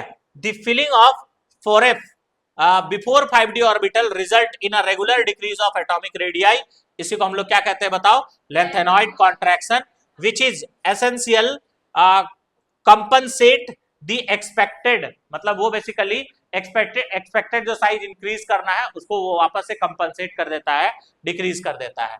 तो देखो इस तरह से ये कॉम्प्लिकेटेड लैंग्वेज में लिखा गया है। सिंपल वे क्या कहे, सेम चार्ज का आयन है तो लेफ्ट टू राइट चलने से क्या करता है, घटता है, और 4D से 5D सीरीज आने पे एलिमेंट का जो साइज है वो लगभग बराबर होता है, इसी बात को लिखा हुआ है। वो रीजन क्या है बताओ, लेंथेनॉइड कॉन्ट्रैक्शन। बात क्लियर है, ठीक है। तो चूंकि लेंथेनॉइड कॉन्ट्रैक्शन एनसीईआरटी में जिक्र है तो सवाल पूछा जा सकता है। अब अगर हम आगे बात करें, ठीक है, तो देखो यहाँ पे आगे क्या बोला है, increases the atomic size with increasing atomic number, ठीक है। The net result of lanthanoid contraction is that the second and third, ठीक है, D series exhibit similar atomic radii. जैसे अगर हम जर्कोनियम का बात करें, देखो ये डाटा याद रखना, जर्कोनियम और हॉफनियम का साइज लगभग सेम बताए थे। जर्कोनियम का कितना है बताओ, 160, और हॉफनियम का कितना है बताओ, 159। अब ये डाटा के साथ भी पूछा जा सकता है, इसलिए ध्यान रखना, ठीक है। आगे अगर बात करोगे, and have very similar physical and chemical property, इनका फिजिकल और केमिकल प्रॉपर्टी भी क्या रहेगा, similar, and much more than the expected on the basis of, ठीक है, यूजुअल फैमिली रिलेशनशिप, ठीक है, मतलब फिजिकल और केमिकल प्रॉपर्टी सेम रहेगा। तो जो बात हम आपको बताया वही सारा बात यहाँ पे एनसीईआरटी में लिखा भी हुआ है, शायद एक ग्राफ होना चाहिए था, ठीक है। अब फिर से है, ठीक है, आगे ग्राफ है ना, यहाँ पे अगर हम बात करें तो आगे देखो क्या लिखा हुआ है, the factor responsible for lanthanoid contraction, ठीक है, it's somewhat similar to observed in an ordinary transition series and attributed similar cause, that is imperfect shielding of one electron by another electron in the same set of orbital. However, the shielding of 4f electron by another less than that 1d electron by another, and as the nuclear charge increases along the series, there is fairly regular decrease in the size of, ठीक है, 4fn orbitals. वही सारा बात को यहाँ पे लिखा हुआ है, लेंथेनॉइड कॉन्ट्रैक्शन का बात को, ठीक है। यहाँ पे बोला है कि जैसे जैसे हम लोग f में इलेक्ट्रॉन को भरते हैं, सील्डिंग कम जो f का इलेक्ट्रॉन का सील्डिंग पुअर होता है, जिसके कारण जेड इफेक्टिव बढ़ता है, साइज डिक्रीज होता है। तो जो हम लोग पढ़े हैं ना सिंपल लैंग्वेज में, उसी को एनसीईआरटी पूरा ऐसे कॉम्प्लिकेटेड करके लिखता है, ठीक है। आगे ये भी याद रखना, the decrease of metallic radius, ठीक है, coupled with the increase in atomic mass results in a general increase of density of these elements. Thus, from titanium Z is equal to 22 to copper Z is equal to 29, this significant increase in density may be noted. अब देखो ये भी तुम्हारा line important है, ठीक है, इसको याद रखना, हालांकि हम आगे बताते ही, पर याद रखना। इस लाइन में क्या बोला है कि लेफ्ट टू राइट चलने से, देखो क्या बोल रहा है, इंक्रीज इन द क्या, डेंसिटी, यानी टाइटेनियम से अगर हम कहां तक जाए, कॉपर तक, तो डेंसिटी क्या करता है बताओ, इंक्रीज। तो बताओ अगर हम बात करें टाइटेनियम के बाद वेनेडियम आता है, तो टाइटेनियम और वेनेडियम में किसका डेंसिटी ज्यादा होगा, वेनेडियम का ज्यादा, टाइटेनियम का क्या होगा, कम होगा। तो ये बात को भी याद रखना। आगे अगर नेक्स्ट बात करोगे तो देखो ये रेडियाई का तुम्हारा वेरिएशन दिया हुआ है। अब इस बात को तुम लोग देख सकते हो जो हम लोग पढ़े थे। देखो पहले साइज क्या किया, घटा, फिर देखो क्या हुआ, कांस्टेंट, और वापस से ये क्या किया, इंक्रीज। सेम यहां पे भी देखो पहले साइज क्या किया, घटा, फिर कांस्टेंट, फिर क्या किया, इंक्रीज। साइज घटा, कांस्टेंट, फिर वापस से क्या किया, इंक्रीज। अब देख लो जी, यहाँ पे इस जगह पे अगर तुम बात करोगे तो यहाँ पे तुम लोग को दिख रहा है ना, साइज लगभग क्या हो चुका है, बताओ, सेम हो चुका है। बात क्लियर है ना, ठीक है। तो यही बात को बोले हैं कि यहाँ पे भी अगर तुम देख सकते हो तो देखो यहाँ अगर स्कैंडियम इसमें देखोगे तो इसमें नॉर्मल ट्रेंड के हिसाब से साइज तुमको इंक्रीज होता हुआ दिख रहा है, बट देखो यहां से यहां साइज क्या क्या है, इंक्रीज, बट कांस्टेंट। कांस्टेंट लगभग यहाँ पे देखो कांस्टेंट है कि नहीं है, ठीक है। इसी बात को हम तुमको बोले थे और ये भी बताए थे कि थर्ड ग्रुप में ये काम नहीं करता है। तो ये स्कैंडियम, इट्रियम और लैंथेनम वाला है, बात समझे, ठीक है। तो जो बात हम आप लोग को बताए थे वही बात यहाँ पे लिखा हुआ है। तो एक बार एनसीईआरटी को वापस से आप लोग रीडिंग करना, बात क्लियर है, ठीक है। इसके आगे हम लोग नेक्स्ट जनरल ट्रेंड जो कि है आयोनाइजेशन एनर्जी, वो नेक्स्ट क्लास से स्टार्ट करेंगे, बात समझ आया, ठीक है। तो चलो इसके आगे हम लोग देखेंगे नेक्स्ट क्लास में। ईमानदारी से एक बार एनसीईआरटी को आप लोग रीड कर लेना, ठीक है, क्योंकि एनसीईआरटी पढ़ोगे ना तभी जा करके जेई का क्वेश्चन आराम से बनेगा, क्योंकि डायरेक्टली कभी कभी एनसीईआरटी का लाइन पूछ देता है।